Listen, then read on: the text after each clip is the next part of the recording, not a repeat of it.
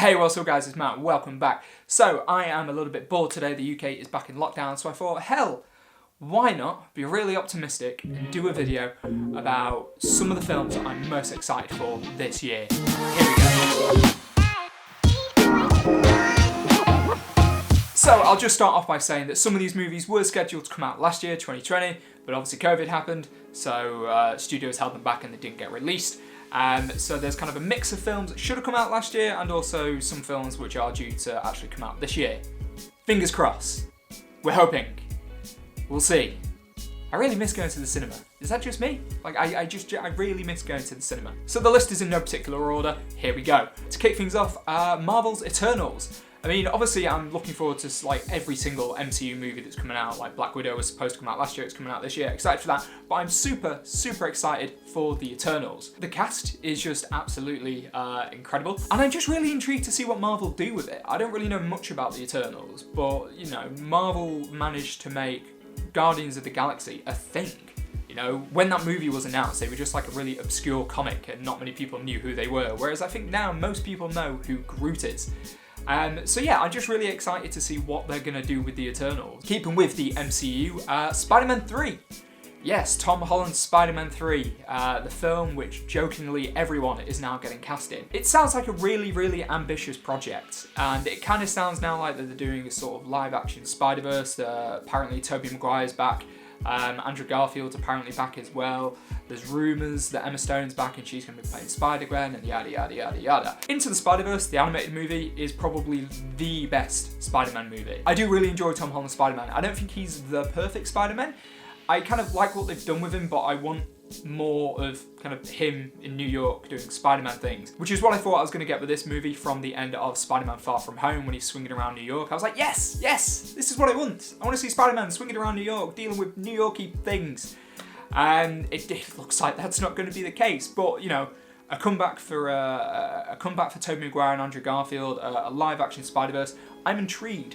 I'm intrigued as well to see how it's going to play into the rest of the MCU. Kevin Feige's already said that there's kind of three things that are connected. Like WandaVision, the Disney Plus TV show, is going to connect with Doctor Strange and the Multiverse of Madness, which again is then going to connect with Spider-Man 3. But I think Spider-Man 3 comes out before Doctor Strange, so I guess, I don't know, we'll wait and see. Really excited though to see where they go with it. Sticking with the superhero theme, but moving to the other camp, DC's The Suicide Squad, directed by James Gunn, who is obviously responsible for the Guardians of the Galaxy movies. He accepted this project when he was kind of kicked out of Marvel for a little bit. Obviously now he's back, he is working on Guardians of the Galaxy 3. But I'm intrigued to see what he does with this. The first Suicide Squad movie, most of DCEU's movies have sucked. Really bad, and the first Suicide Squad movie is probably the suckiest of the DCEU movies in my opinion.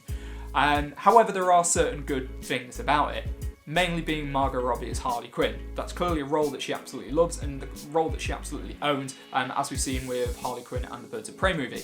Again, not a great movie, but Margot Robbie is a good Harley Quinn. James Gunn and the Suicide Squad though, what's not to freaking love about that? Like, the man knows what he's doing. John Cena's involved, Peter Capaldi's involved, and the cast is huge. Too many people to name. But yeah, I am really excited for it. I think, you know, fingers crossed for DC that this is kind of a movie that sort of gets them back on track. Next, I am hugely excited for The Matrix 4. And the original Matrix is just an absolute kind of masterpiece of a movie. The two sequels were okay. I absolutely love them as kind of like kid, teenager. Kind of going back and rewatching them now, the CGI hasn't aged well.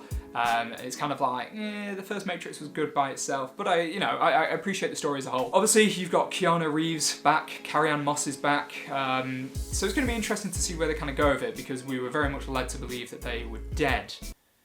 So, were they absorbed into the Matrix, or what? I guess we'll find out. Next up, we have what was probably going to be the biggest movie of last year, and that is James Bond, No Time to Die. I freaking love the James Bond movies. Like, as a kid, watched every single one of them. Obviously they got crazy ridiculous and crazy campy, but I absolutely love them. As a huge James Bond fan, I wanted to grow up and be a spy. When they rebooted the franchise with Daniel Craig, kind of giving it a more gritty, serious tone, getting rid of some of the more campy elements, I was on board for that as well. I was like early 20s at the time, like right age for it. It was amazing. They are some of the best action spy movies out there, and I'm super excited for No Time to Die. I do believe it's Daniel Craig's last appearance as James Bond, so I'm very interested to see how he is going to sort of wrap it up for himself, and kind of where the story of James Bond will end, as it were, until we get the next James Bond. Next up, we have Dune, the great sci-fi epic. I have never read the books. I have never seen like the original movies either. I just know that it's considered like one of the greatest kind of like sci-fi novels of all time, and it's been always touted that it's kind of impossible to do a visual adaptation justice of it. Stepin Dennis Villeneuve, I can't say his name, it's there. The director behind Blade Runner 2049, amongst other epic movies. If anyone can do it, it's him. He is an absolutely world-class director. Blade Runner 2049 is one of my favourite movies of all time. So I'm incredibly hyped for this movie. Again, an amazing cast involved. I'm really excited to see it. Next up, we've got Mission Impossible 7. Tom Cruise is back again for the 7th time, somehow. I have no idea how this movie franchise keeps on going, but seemingly as it does keep on going, it gets better and better. Mission Impossible 6 was probably one of the greatest just like action movies I think I've ever seen. So really excited to see what further things they're going to be able to do in Mission Impossible 7 to kind of raise the bar again. And you know for a fact that Tom Cruise is going to raise the bar again because the guy's just absolutely insane. And finally, probably the film that I'm most excited for this year is Wes Anderson's The French Dispatch. I absolutely adore all of Wes Anderson's movies. The kind of fact that he uses most of the same cast a lot of the time, although this time around he has brought in some new players.